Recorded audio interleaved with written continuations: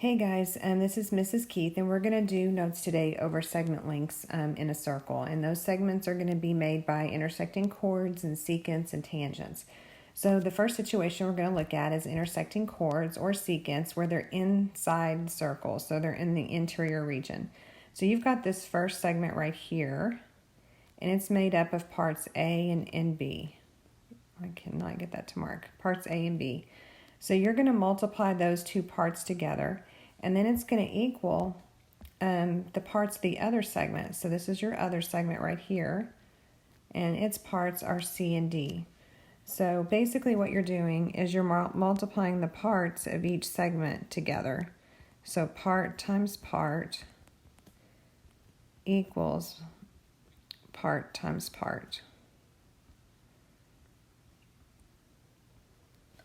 So anytime you have the segments inside the circle, you're going to multiply the parts together. On the next situation, we have two secants intersecting, and they're going to end up intersecting outside of the circle, so in the exterior region. And so when I'm doing this, I always think of it as outside. I cannot write today, sorry. Outside times whole equals outside times whole. Okay, so the outside part of this first segment, we've got this segment right here.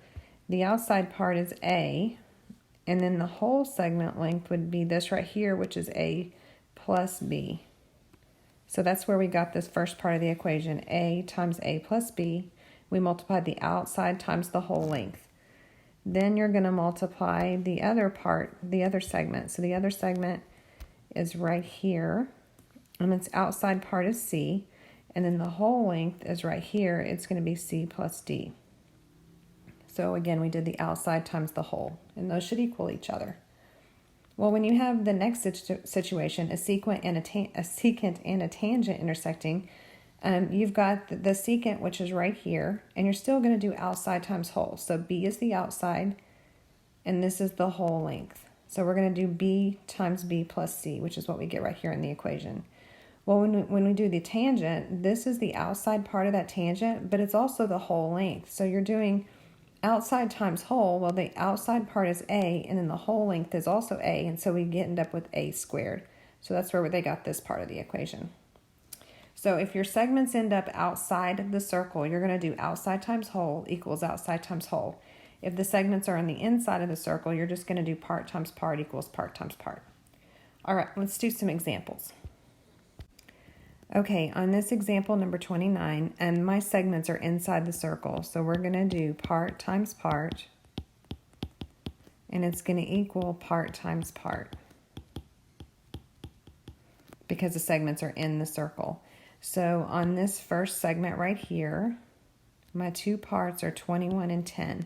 So we're going to do 21 times 10, and that's going to equal the parts of the second segment. So my second segment are right here, and its parts are 14 and x, so we'll multiply those parts together.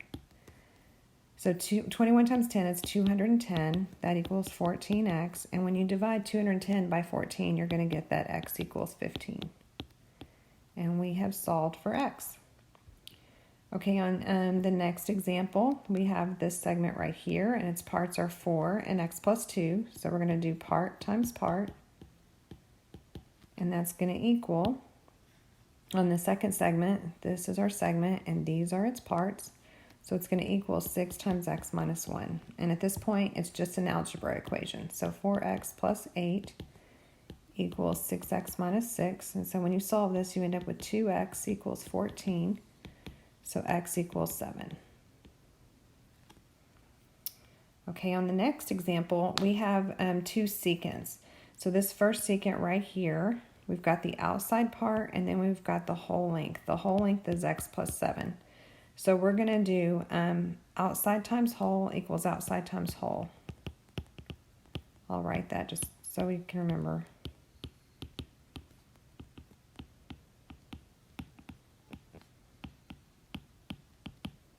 Okay, so the outside part is 7, and then the whole length is x plus 7. And that equals, on the next segment, we've got the outside part, which is 8, and the whole length, which is 8 plus 13. 8 plus 13 is going to be 21. So we'll multiply it by 21.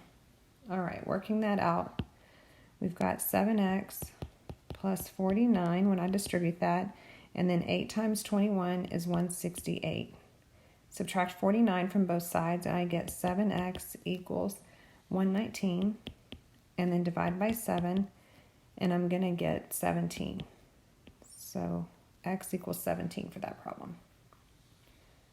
Okay, on the next one, we've got this segment right here. Its outside part is 7, and its whole length is going to be 7 plus 4x minus 1. So I'm going to go ahead and simplify that to be 4x plus 6. And that equals the outside part here times the whole length. My whole length will be 9 plus x plus 2, so I'm going to simplify that to be x plus 11. All right, I'm going to distribute, so I get 28x plus 42 equals 9x plus 99. And then I'm going to move the 9x over here to be with the 28x. So when I do that, it becomes 19x plus 42 equals 99. Subtract 42 from both sides by moving that over here, and I get 19x equals 57. Divide by 19, and we get x equals 3. All right, I'm going to scroll this down. All right, on this next one, it's going to be a little bit harder. And we have this segment right here. The outside part is x. And then your whole length, this whole length right here would be x plus 3. So we'll have x plus 3. And that equals the outside part here, which is 4, times the whole length, which will be 10. All right, so distribute your x. X times x is x squared. So that's where it started getting harder. X times 3 is 3x, and then that equals 40. Now, because we have an x squared, we have a quadratic, so we're going to have to move the 40 over here so that it's equal to 0. That's the only way to solve a quadratic equation, is to set it equal to 0. And now then you have two options. You can, well, you have more than two, I guess, but you can factor or you can do quadratic formula. I'm going to factor this. So remember, a quadratic will factor to be x times x will give me that x squared. And then I'm going to have plus 8 and minus, oops, I wrote that wrong, sorry. X plus 8 and x minus 5. That's what's going to give me the negative 40 when I multiply it out, and this 8x and this negative 5x will give me that positive 3x. So we've got x plus 8 equals 0, which means x equals negative 8, or I've got x minus 5 equals 0, which means x equals 5. Now then, remember that x represents this segment length right here, and it can't be negative, so we're going to ignore that answer choice, and so x just equals 5. All right, on the next one, now we have a tangent times a secant. So we're going to do outside times whole. I'm going to just abbreviate. Outside times whole equals outside times whole. So the outside part is 20 times the whole part, which is 20. And then that equals the outside part times the whole length, which would be x plus 16. So multiplying that out, we get 400 equals 16x plus 256. Move the 256 over to be with the 400, so that's 144 equals 16x, and then divide by 16, and I get x equals 9. All right, on the next one, this is going to be a little bit harder. So I'm going to change pen colors just because I'm going to kind of get next to that other one. So we're going to do this segment length here first. So outside times whole equals the outside of the other segment length times the whole, which would be, this whole segment length would be x plus 5 plus 9, so x plus 14. All right, now we have to remember to distribute. So x times x is x squared. You're going to do x times 9, which is 9x, and then also this 9x, and that will add to be 18x, and then 9 times 9 is 81. On the next one, we're going to do x times x, which is x squared. And then, so we've done x times x, we're going to do x times 14 and 5 times x, which are going to be 19x. And then you're going to, then you'll get 5 times 14, which is 70. All right, so this one's a little nicer because we're going to be able to just cancel out the x's here, the x squared, sorry. So you'll be left with 18x plus 81 equals 19x plus 70. And then finish solving that, you get 81 equals x plus 70. So x equals 9. No, x equals 11. Sorry about that. All right, let's move on. Okay, on the next one, we've got outside times the whole length, which would be x plus 10, equals, then we've got the outside times the whole. And then we're going to solve this one by multiplying these out. So we get x squared plus 5x minus 50 equals x squared plus 2x plus 1. Again, it's nice that the x squareds are going to cancel. So we end up with 5x minus 50 equals 2x plus 1. And then I end up with 3x equals 51. So x equals 17. All right, so this is all of the notes that you had on your in your pink flip book. We're going to move on to some extra examples just because we have some harder stuff on our in-class practice and our notes. So let's move on to the next part. Okay, so in addition to your flip book, these are some extra chord properties. If you know that two chords are equal to each other, so in this case right here, I've got chord AB, and I know that it's equal to, or it's congruent to chord CD. So if that's the case, their arcs that are on either end of the chord are also equal. So arc AB will equal arc CD. So that's just a property that you should know. Okay, we also should know that if a diameter, so in this case right here, we've got this diameter, or any portion of that diameter, it doesn't have to be the whole diameter. If it's perpendicular to a chord, then it's going to bisect that chord. So in this case here, we've got this diameter, and we see that it's perpendicular right here to that chord. That means it's going to cut that into 2 equal parts. So if KR is perpendicular to NI, then I know that segment TI will be congruent to segment TN. I mean, technically also then we would know that arc IR will be congruent to arc NR. I would also know that arc KI is going to be congruent to arc KN. So that's another property that we know. All right, let's move down the page.